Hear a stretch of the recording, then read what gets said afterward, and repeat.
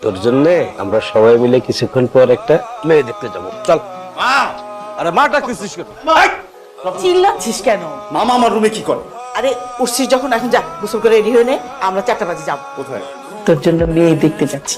মা, যখন ডানে যেতে বলো ডানে যাই, বামে যেতে বলো বামে যাই। এখন বিয়েটা তো তোমরা এইভাবে করাবো আমাকে? এত চিৎকার করতেছো কেন? বিয়ের জন্য সবসময় কি ভালো পাত্রী পাওয়া যায় না? তাদের রেডি হও।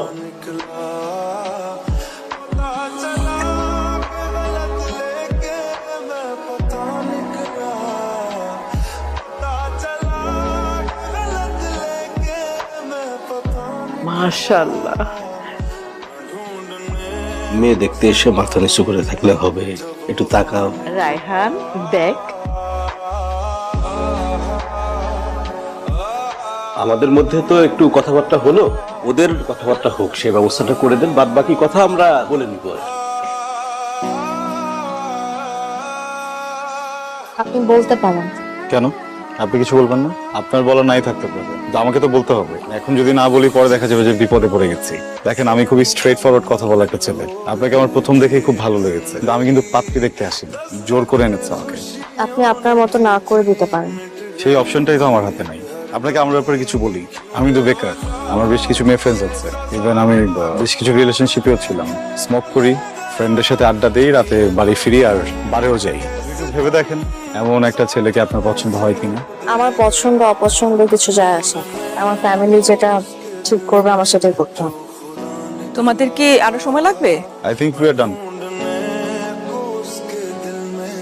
এই মেয়ে যদি আমার ছেলের বউ হয়ে যাবে, অনেক খুশি হব। আব্দুল্লাহ ভাই, আপনি কোনো কথা বলতেছেন না কেন? একটু মতামত দেন। মেয়েটারে ভালো লাগছে, আদব কায়দা ভালো। তোমার বোনের কি অবস্থা? আর শোনো, এখন তো আর আগের দিনের ছেলে পেলে না, এখনকার ছেলে পেলে, বুঝতে পারছো? এই ডাক দাও না তোমার বোনের কথা বলি। শারমিন, তোর কি সব বলে দিতে হবে? কেন তুই কি তোর মেয়ের কাছ থেকে ছেলেটার নাম্বার নিয়ে ফোন করে কথা বলতে পারিস না? আমি নাম্বার দিয়ে দিতেছি তোমাকে, কথা বলে আলাপচারিতা করো। সব টাকা তো আর আমাদের না, তাই না? হ্যালো, আমি শারমিন, আজকে আপনি আমাদের বাসায় এসেছিলেন। জি বলেন। আমি এত রাতে আপনাকে কল করতে চাইলে আপা আর দুলাভাইয়ের চাপে আপনাকে ফোন করেছি। কোনো অসুবিধা নেই, বলেন। মানে দেখা করতে যাচ্ছেন? ভালো। ওকে, কাল দেখা করি। আপনাকে অ্যাড্রেসটা টেক্সট করে দিব, আপনি ওখানে চলে আসেন তাহলে। কি খাবেন? কথা বলবো, আমি কিছু খাবো না কারণ বেশি সময় থাকতে পারবো না। নার্ভাস হওয়ার মতো কিছু নেই। আপনি আমাকে দেখতে গিয়েছিলেন, আপনার ফ্যামিলি হয়তো আমাকে পছন্দ করেছে আর এখন বিয়ের কথাও আগাতে পারে, কিন্তু দেখবেন বিয়েটা হবে না। কেন? কারণ আমার ফ্যামিলি পাত্রপক্ষ থেকে একটা বিষয় সবসময় গোপন করে আসছে, পরে অবশ্য তারা সেটা জেনে যায় আর প্রত্যেকবারই একই ইস্যুতে বিয়ে ভেঙে যায়। ইস্যুটা কি? আমার একবার বিয়ে হয়েছিল, পাত্রপক্ষ আমাকে দেখতে এসে কাবিন করে রেখে যায়। পরে অবশ্য জানা যায় যে ছেলেটা ভালো ছিল না আর এই জন্য বিয়েটাও আর আগায়। কিন্তু এরপর যতবারই বিয়ের কথা হয়েছে আমার পরিবার প্রত্যেকবারই ব্যাপারটা লুকিয়েছে, কিন্তু লুকিয়ে কোনো লাভ হয়নি কারণ গ্রামের সবাই জানিয়ে দিয়েছে। আপনি কথাগুলো আমাকে কেন বললেন? কারণ আমি আপনার হেল্প চাই। কি হেল্প? দেখেন, এই ব্যাপারটা আপনার ফ্যামিলি হয়তো জেনে যাবে, আপনিও জেনে গেছেন, কিন্তু এরপরও যদি আপনার ফ্যামিলি আমাকে পছন্দ করে তাহলে প্লিজ আপনি বিয়েটা ভেঙে দেবেন। আমিও বিয়ে করতে চাই না, আমার জীবনে কারো করুণার দরকার নেই। আমি আছি, দুজন মিলে বিয়েটা ভেঙে দিই। থ্যাংক ইউ, আজকে তাহলে উঠি। বিষয়টা যে ওরা গোপন রাখছে, কাজটা ওরা একদম ঠিক করে নাই। আমি আসলে ওদের সব বিষয় সম্পর্কে জানতাম, শুধু এই বিষয়টা আমাকে গোপন করছে। এই বিষয়টা আগে জানলে এই সম্বন্ধে আমি আগাতাম না। কি ব্যাপার, আমাকে দেখে সব চুপ হয়ে গেল কেন? এই সম্বন্ধ আর আগাবে না। কেন? প্রবলেমটা কোথায়? মেয়েদের টাকা কম? ওসব কিছু না। মেয়ের চরিত্র খারাপ নাকি আগে বিয়ে হয়েছিল? হ্যাঁ, মেয়ের আগে একটা বিয়ে হয়েছিল, ওরা আমাদের কাছে গোপন করেছে। আমি তো এখানে কোনো প্রবলেম দেখছি না, তোমাদের প্রবলেমটা কোথায়? নেক্সট টাইম যদি আমার বিয়ের ব্যাপারে কোনো কথা বলো খুব বেশি খারাপ হয়ে যাবে। তোমার বোনের দায়িত্ব আমি আর নিতে পারবো না। কেন কি হয়েছে? কি হয়েছে মানে? ছেলে পক্ষ জানা গেছে যে তার আগে বিয়ে হয়েছিল।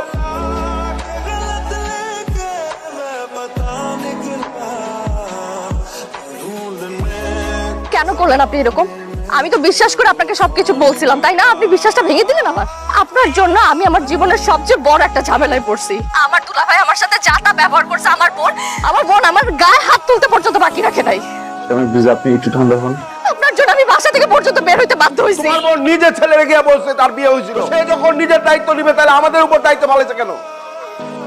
তুই কিন্তু আমার সংসারে আগুন লাগাইতেছ, আমি কিন্তু সব সহ্য করবো না। তোমরা এরকম কেন শুরু করছো আমার সাথে? আমাকে কি মানুষ মনে হয় না? আমরা মায়েরা ফেলো, তারপর আমি মুক্তি পাই। আপনি এখন কোথায়? আমি আপনাকে বিশ্বাস করছিলাম, আপনি ভেঙে দিছেন।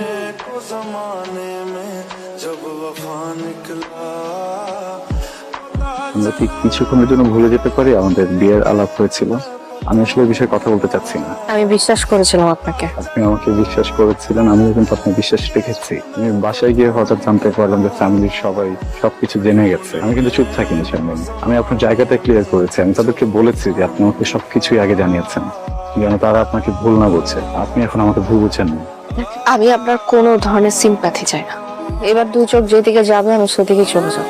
দেখেন, আপনাকে বা আমাকে আমাদের পরিবার কেউ এই মুহূর্তে মূল্যায়ন করছে না, কারণ তারা মনে করে আমরা ইম্যাচিওর, তারা মনে করে আমরা ছোট। এখন আপনি যদি এই রাগটা ধরে বসে থাকেন, তাদের যে ভুল ধারণাটা সেটা তো সঠিক হয়ে যাবে। চলেন প্লিজ।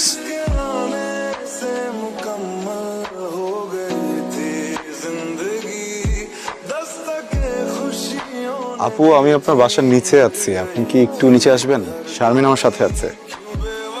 আমরা পাই গেছি, হ্যাঁ? কি করছেন আপনি? তুমি বলতে বলো কই গেছিস? একটু থামান, একটু, আমি সবকিছু বলছি। ভাই আপনি একটু বুঝেন ওনাকে। শারমিন বাসা থেকে বের হয়ে কোথাও যায়নি, উনি আমাকে ফোন করেছিলেন। ও একজন মেয়ে মানুষ, আপনারা তারপর উপর প্রেশার দিয়ে যাচ্ছে। আমাদের জায়গায় থাকলে তুমি বুঝতে। ভাইয়া আমি মানছি আমি আপনার জায়গায় নেই, কিন্তু আমি কিন্তু বুঝি। দেখেন, আপনি আমার বড় ভাইয়ের মতো, আমি ছোট ভাই হিসেবে আপনি একটা রিকোয়েস্ট করছি। শারমিনকে আমি আপনার কাছে বুঝিয়ে দিয়ে যাচ্ছি, প্লিজ। লাস্ট একটা রিকোয়েস্ট করবো, আমি এখান থেকে চলে যাওয়ার পরে আপনি ভিতরেই যে ওনারা যাই বলুক একদম উত্তেজিত হবেন না।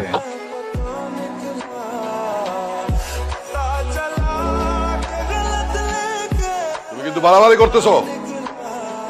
বাবা, কোন স্কুলে পড়বো, কোন কলেজে পড়বো, কোন ইউনিভার্সিটিতে পড়বো সবকিছু তোমরা ফিক্স করে দিয়েছো। আমাকে কখনো জিজ্ঞেস করো নাই। ইভেন কোন সাবজেক্টটাতে পড়বো এটা পর্যন্ত তোমরা ফিক্স করে দিয়েছো, জিজ্ঞেস করো নাই ওটাতে আমি গুড নাকি ওটাতে আমি ব্যাড। আমি তো তোমার ছেলে, তাই না? আমাকে তো রাস্তা থেকে তুলানো নেই। আচ্ছা ফাইন, আমি মেনে নিলাম তুমি আমাকে জন্ম দিছো, তুমি যা ইচ্ছা আমার সাথে তাই করতে পারো, কিন্তু এই মেয়েটার কি দোষ? বেরিয়ে যা, বেরিয়ে যা আমার চোখের সামনে থেকে, বেরিয়ে যা। কখন অ্যাক্সিডেন্ট করলো? আপা, ভাইয়া দরজাটা খোলেন না। রে এত রাতে কি হয়েছে? হাসপাতালে যেতে হবে। হাসপাতালে? কার কি হয়েছে? রায়হান অ্যাক্সিডেন্ট করছে, আমাকে হাসপাতাল থেকে মাত্র ফোন করছিল। ওর ফোন থেকে আমার নাম্বার পাইছে, আমাকে যেতে হবে, তাড়াতাড়ি চল। এখানে শারমিন নামের কেউ আছেন? আমি। আপনি একটু আসেন। বাইক আসলে অনেক স্পিডে ছিল, হঠাৎ করে দেখি রং সাইড থেকে একটা ট্রাক। আমি কন্ট্রোল করার অনেক চেষ্টা করেছিলাম, ট্রাকটা মেরে দিয়ে চলে গেল। শারমিন, আপনার জীবনে যে কারণে সবাই আপনাকে ছোট করে, আপনাকে অবহেলা করে, আপনি নিজেও নিজেকে ছোট করে দেখেন, সেখানে কিন্তু আপনার কোনো দোষ ছিল না, সেটা একটা দুর্ঘটনা ছিল। এখন মাথাটা পরিষ্কার করে একটা কথার উত্তর দেবেন, এই হাত পা ভাঙা ছেলেটাকে বিয়ে করবেন?